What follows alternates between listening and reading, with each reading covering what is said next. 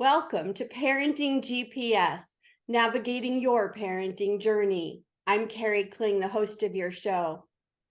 You know, kids these days, they sure have changed. Have you ever heard anybody say that? Things are different from when I was a little girl back in the 60s, and things have changed since my next guest was a little boy. But have kids really changed, or has the world changed? And are we looking at the way kids have changed because of that? Our guest today, Dr. Tom Kersting, is going to be sharing with us about what is happening with our children and what we can do about it. And so I'd like to take a moment and introduce him to you now. Dr. Tom Kersting is a nationally renowned psychotherapist, author, and television contributor. He is the author of the best-selling book, Disconnected: How to Protect Your Kids from the Harmful Effects of Device Dependency, and the newly released bestseller, Raising Healthy Teenagers: Equipping Your Child to Navigate the Pitfalls and Dangers of Teen Life. He is the father of 2 teenagers.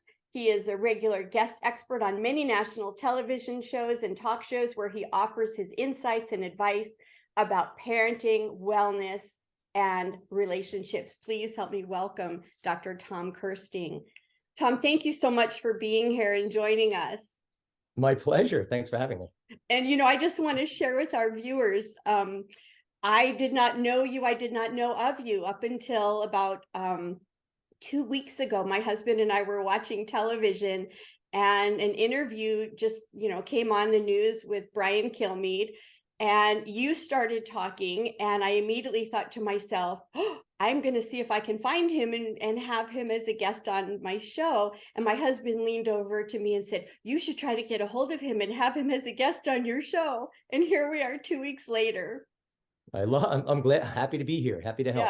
Yeah, the magic of social media, right? Yeah, there's some good attributes of it for sure. So in my intro, Tom, I talked about the differences of, we see kids that maybe don't respond the same way or act the same way, or their interests are different. What do you see as the main differences with children now, as opposed to when you were a little boy in the 80s and when I was a little girl in the 60s? So it's funny, when I was a kid, I mean, I grew up in 1972, but most of my childhood was like in the 80s, like when I was a kid, riding my bike around and all that. So my parents grew up, they were born in the 40s, but my mom, they grew up really in the 60s, the early 60s. My mother would always say, man, I wish you guys knew what it was like living in the 60s, right? And I say to my kids and other kids, I wish you knew what it was like growing up in the 80s, because what we did, the difference is that we were outside all the time, interacting, communicating, scraping our knees, playing. And it was like our parents had to drag us back inside. Mm-hmm. Nowadays, kids are spending way more, 8, 9, 10 hours a day indoors and only 4 to 7 minutes a day outdoors in unstructured play, believe it or not. So it's like parents are trying to kick their kids out the front door. And all of that really plays a critical role in their development, socially, emotionally, how they communicate, mental health, the family system, all of it. It's not going very well right now, Kari. Yes, no, I know. And as I've said, on some recent shows that I've done, is we have more children than ever before in the history of, keeping track of all of this with some kind of mental health challenge than we ever had before. In fact, I began my teaching career in 1981, and I know I'm aging myself, but the interesting thing, as I compare, and I'm not in the classroom anymore, but I work with so many parents, and even by the time I finished teaching in the classroom, it's very difficult to find a classroom where you don't have kids. In fact, I think the national average is like up to 20% of children in a given classroom have some kind of diagnosis or, on some kind of medication. What do you think about that? So when you look back, 2012 is a critical year. So 2012 is when smartphones became mainstream. Mm-hmm. And if you look at charts since 2012 and right up to the current day today, it goes like this. The mental health epidemic is like a steep slope, right? And all of it, and all the research, I've been lecturing on this stuff since before that, since 2008, believe it or not, 2009, actually, the first lecture I gave on screen time.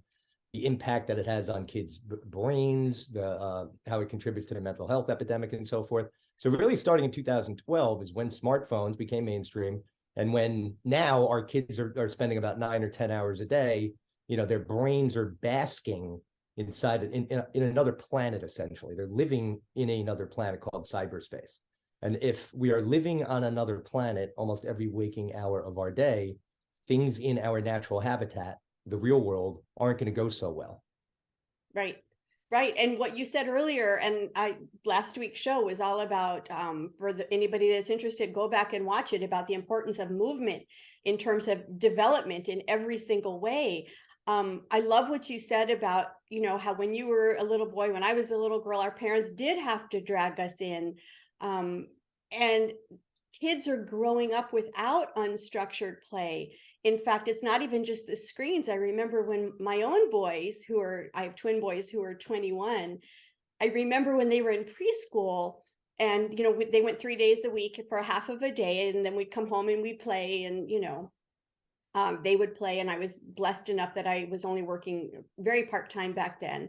But I remember some parents picking their kids up. Okay, now we're going to tennis. Okay, now we're going to swimming. Okay, now we're going to, whatever the activity was. And this is not to say I was right and they were wrong. I'm not placing a judgment.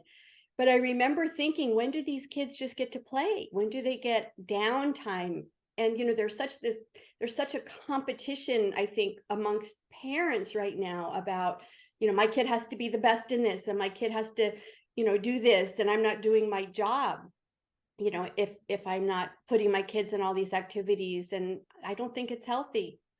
Yeah, well, right now, in recent years, play is actually down 70%. And every time a kid goes outside and plays, whatever the age may be, it activates. I saw this. I quote this in my book. It activates something like 3,000 genes in the cortex part of the brain. That's the part of the brain that shapes us socially. It's the part of the brain that helps us problem solve.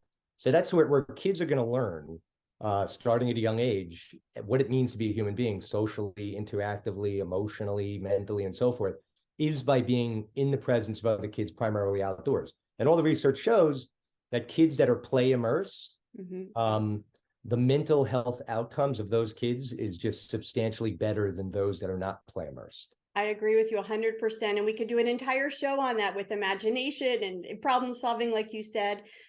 It's so important. And we're going to take a break right now, Tom. And when we come back, we're going to continue finding out about what is different. And then we're going to lead to, and what can parents do about it? We'll be right back. Welcome back.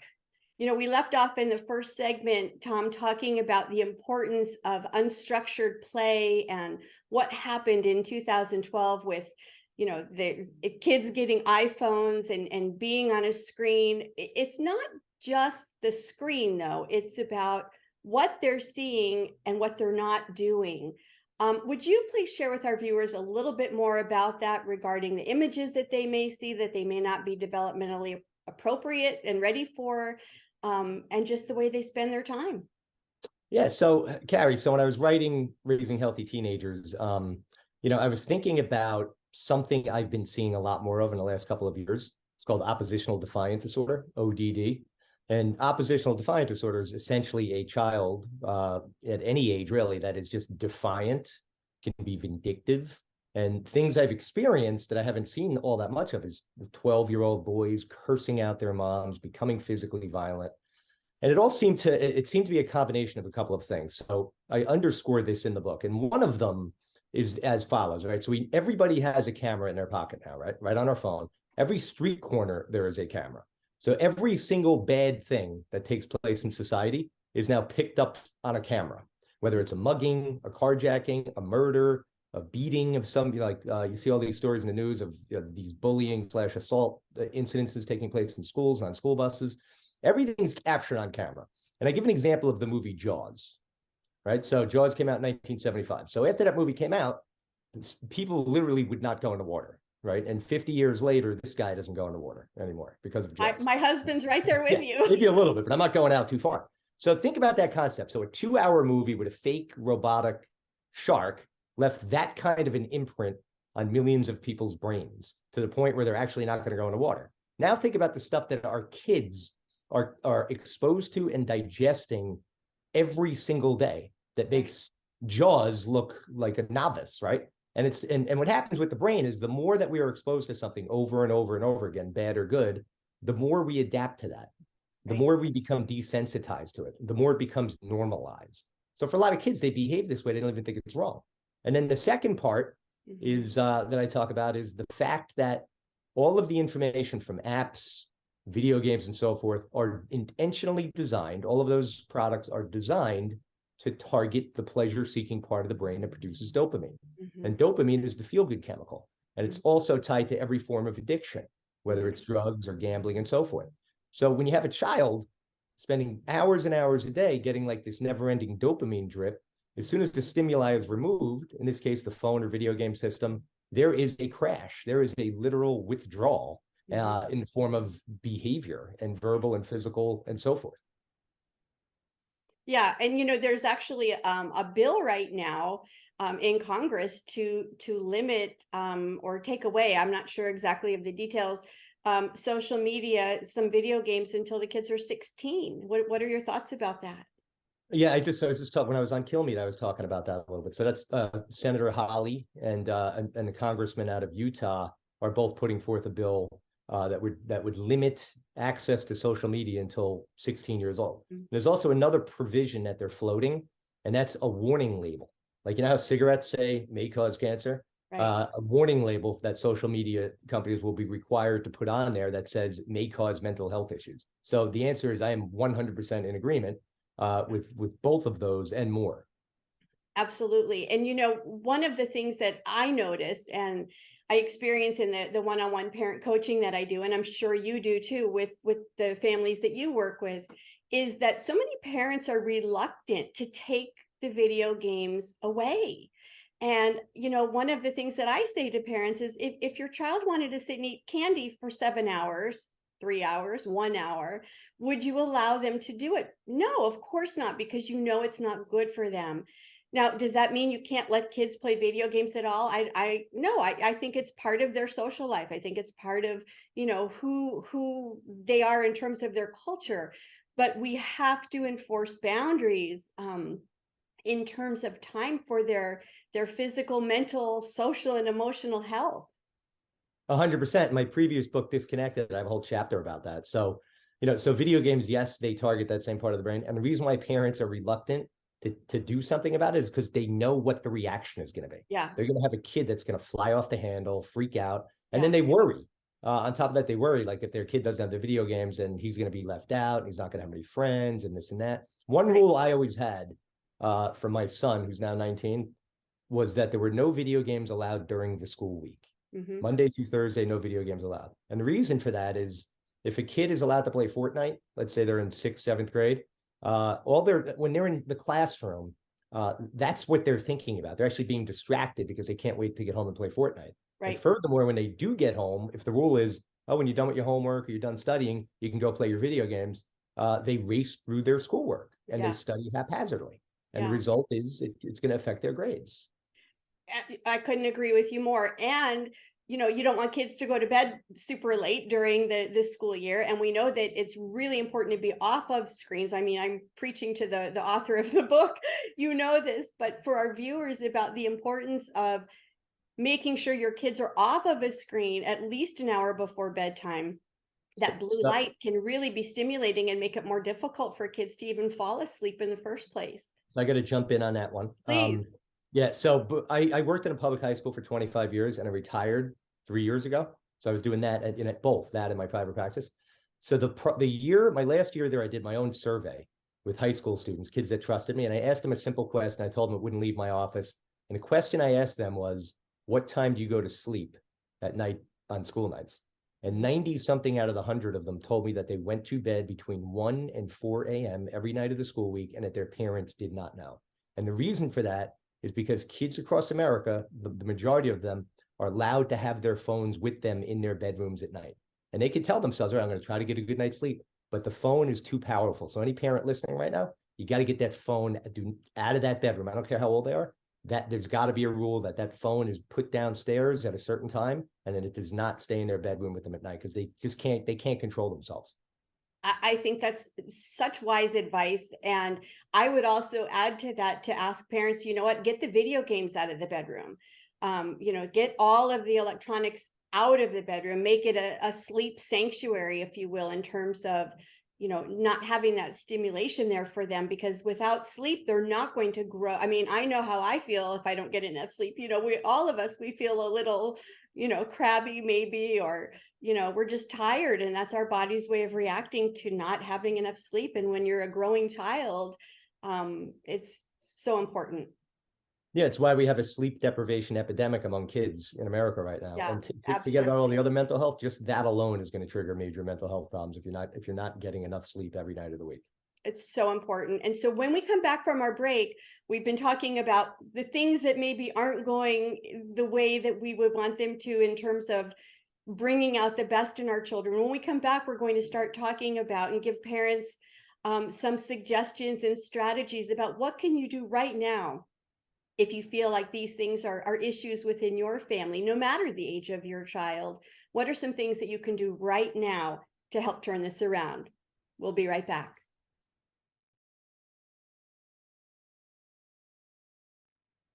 So in the last segment, Tom, we talked about, so what can parents do? But I want to really hit a couple of thoughts before we get into some suggestions and strategies.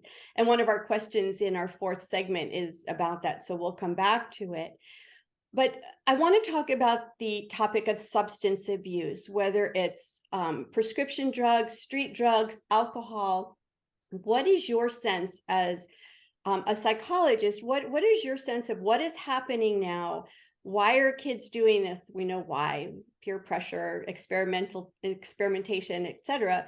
But what is it that parents can do to get a grasp on this and turn their kids around? So the reason why I added a chapter on this is because it fit in, because it's really about a mindset. So when you look at, since marijuana has become legalized, there's this global perception that, hey, it's safe, it's harmless, right? So if I grab a bunch of 10 kids 15 years ago, teenagers, and said, what are your thoughts on marijuana? They would say it's no good, 9 out of 10. If I grab 10 kids off the street now, 9 out of 10 would say it's harmless. So I had to add that in there because that mindset is real. They think it's harmless, but here's the reality of it. All right. So marijuana, let's say 1990, right? The THC level in marijuana was 3 to 5%. In today's stuff, it's up to 90%. And what I have seen that I've never seen before in the last year or two, I've seen people come to my office that have had cannabis-induced psychotic episodes. So there's something known as cannabis-induced psychosis. Essentially, because of the high THC levels in this marijuana, some people are going to experience one of these events, which includes hallucinations, delusions, paranoia, mania. They think the FBI is chasing them, all this crazy stuff. And what people don't know is that more folks are reporting to hospital emergency rooms per day for cannabis related incidences than any other drugs. So we have that issue right there. And then we have the fentanyl crisis, right? So fentanyl is pouring across the southern border, right? And we've had 110,000 deaths in 2022, 60-something% of which were from fentanyl. And the scary part about that is probably the majority of those people that died of overdoses didn't even know they were taking fentanyl, because the dealers are lacing drugs with fentanyl because it's inexpensive. And fentanyl is something like 500 times more powerful than morphine. And what really terrified me is recently I saw a story in Connecticut where there was a whole bunch of people that overdosed from smoking marijuana because they tested it and the marijuana was laced with fentanyl. So that's a major problem in our society. So parents have to have conversations. You have to have conversations with your kids on a daily basis and adopt a zero tolerance for this. I told my daughter, who's 16, okay, I said, if I ever, caught you smoking marijuana or with marijuana, you're not allowed in the house anymore. You're gone.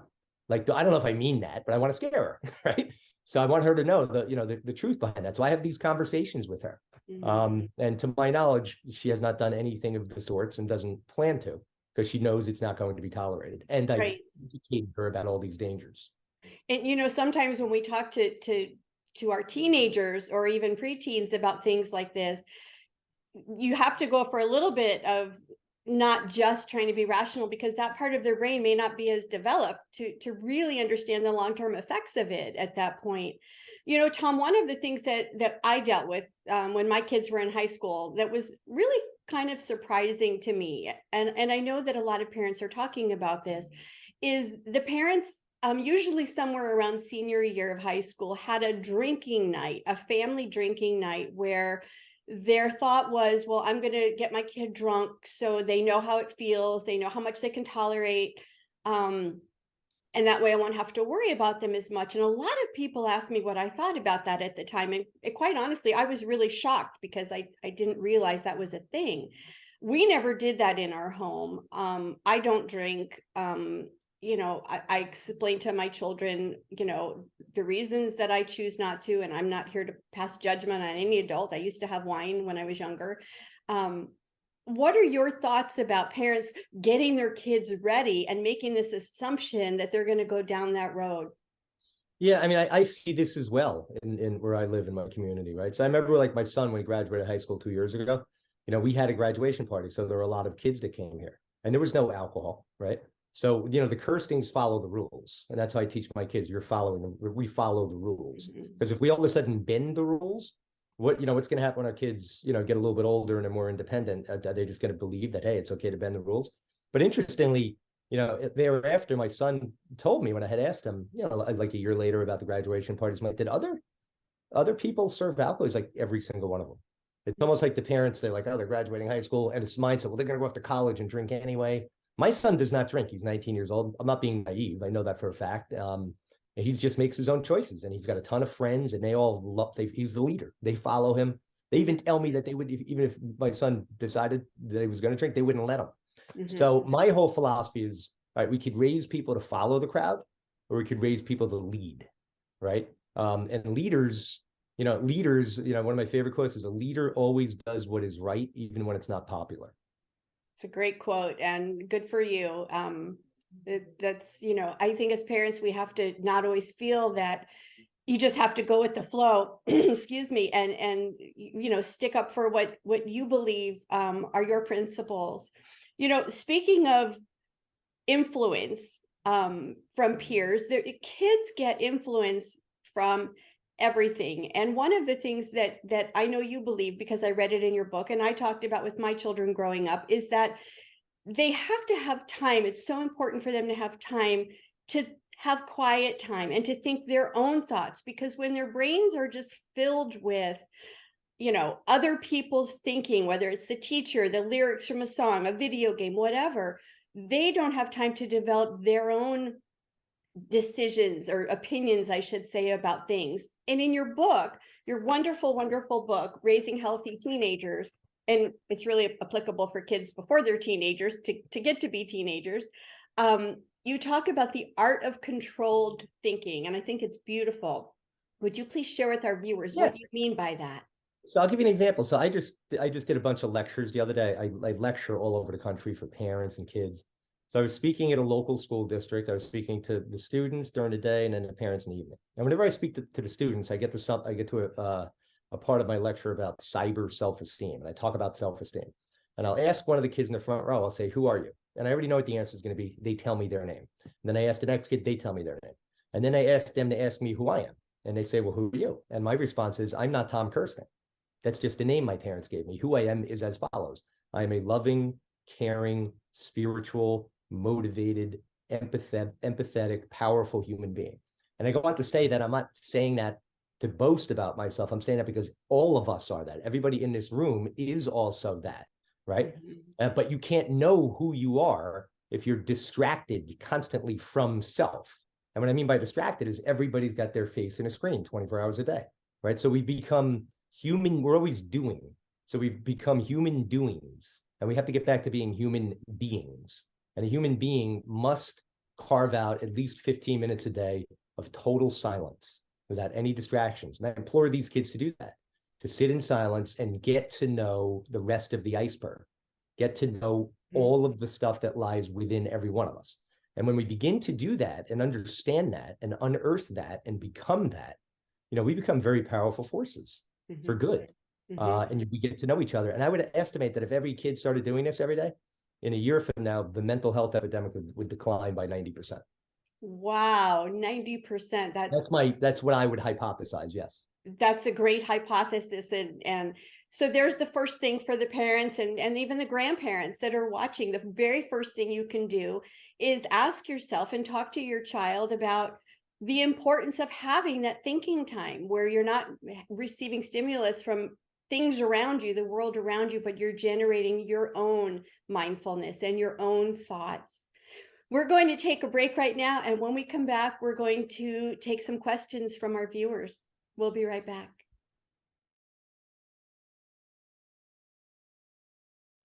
Welcome back to the part of the show where we try to answer your questions to help you reach your parenting destination. We have two questions today that I got before the show's recording today because we're not live, and I'm going to read them to you right now, Tom. The first question is from Gabriella T. from Orlando, and she writes, I am the parent of two children who are already teenagers, ages 15 and 16. I haven't been able to incorporate much of the input that you were talking about because I didn't know how.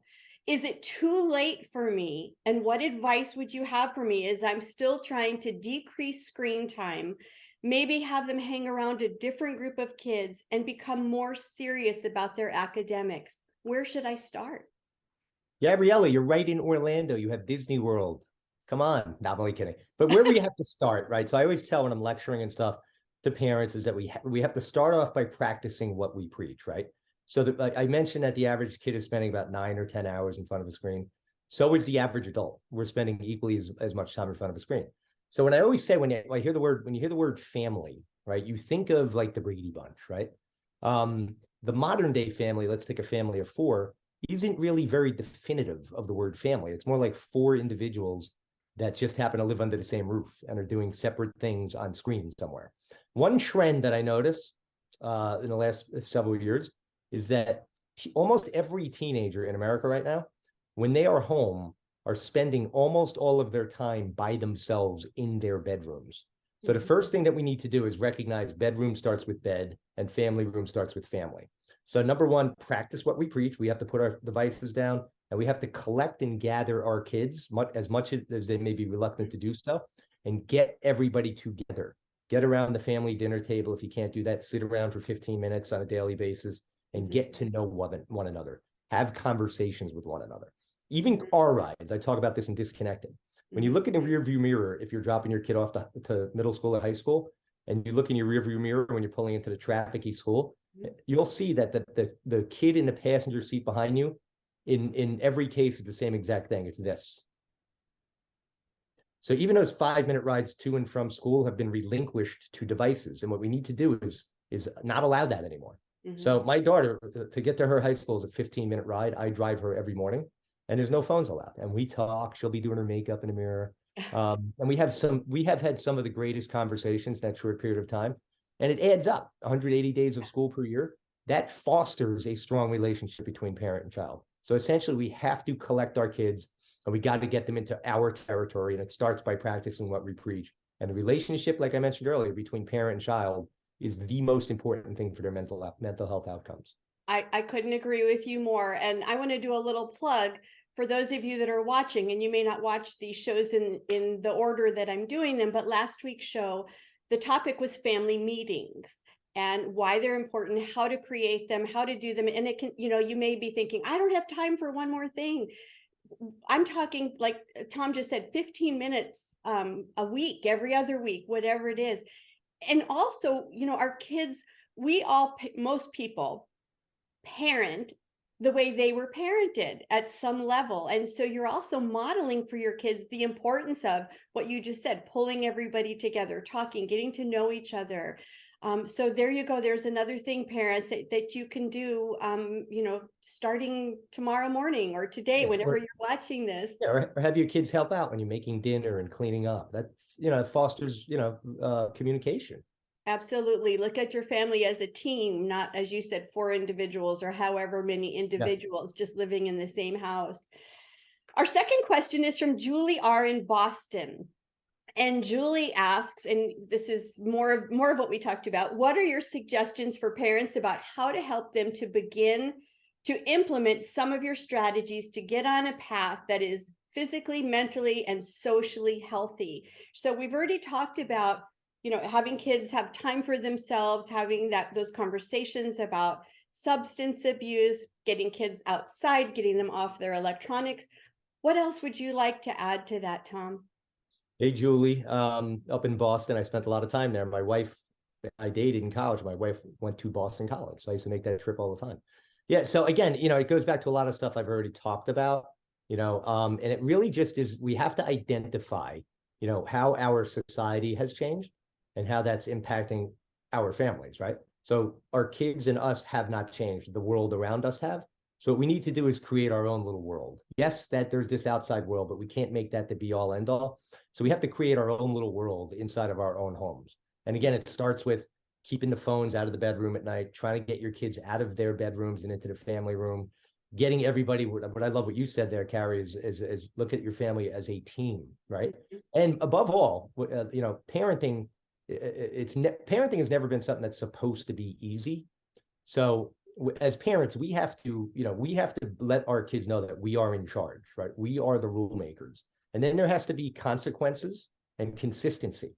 Mm-hmm. So if your kid breaks a rule, there's got to be a consequence and you have to be consistent with it. And if your kid does something right, we want to use a lot of positive reinforcement. That's right. How we foster a good connection and relationship. I couldn't agree with you more. And, parenting is the only role that any of us ever have that we are thrown into, if you will, even if it's a planned parenting situation. We tried to have this child, but we have little or no training in terms of what to do, how to deal with this. And you're supposed to learn it on the fly. And then parents feel guilty if they don't know because they feel like they're supposed to know. And so I just want to say to every parent or grandparent out there watching, this isn't about guilt. This isn't about shame of, oh, I've been doing this and now I'm hearing I should be doing that. Do the best you can. Do what you can every day. And if you can implement one more little strategy that's going to get your kids on a better path, even if they're already on a great path, to even make it better, then you have had a victory. Don't feel like you have to do it all at once. It's a process. And so, Tom, we're almost at the end of our time together, and I'd like to ask you, how can our viewers find you, find your books, find out more about what you're doing? Yeah, so you could just go to my website, tomkersting.com. My books are wherever you could buy books. They're available, Amazon, Barnes and Noble, maybe your bookstore nearby. Yeah, and just look out. I do a lot of. I'm out there a lot trying to get my message across, trying to reclaim our country again and our families and so forth. But if you go to my website and you sign up, I send out a newsletter very occasionally. I'm not one of those people that sends like 10 things out a day. And if I have something important that comes up, I share it.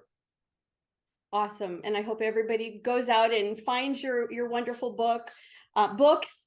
And I would love to have you back at a later time to talk about your book, Disconnected, and talk more about what happens with the devices that our children are on, not just socially, but physically, mentally, and give parents even more strategies. And so I'd like to close our show today by, first of all, thanking you so much. This was such a fast turnaround, as I said at the beginning. I saw you on TV and then connected with you, and here we are 2 weeks later. And I'd like to close with a quote from you, Tom, and here it is. The most important thing for a child's development and every element, physically, mentally, and emotionally, is the relationship they have with their parents. And a relationship can't be a relationship if everybody is on a screen and nobody is communicating and doing their own thing. Thank you so much for joining us. It was great to have you. Thank you. My pleasure. Bye-bye.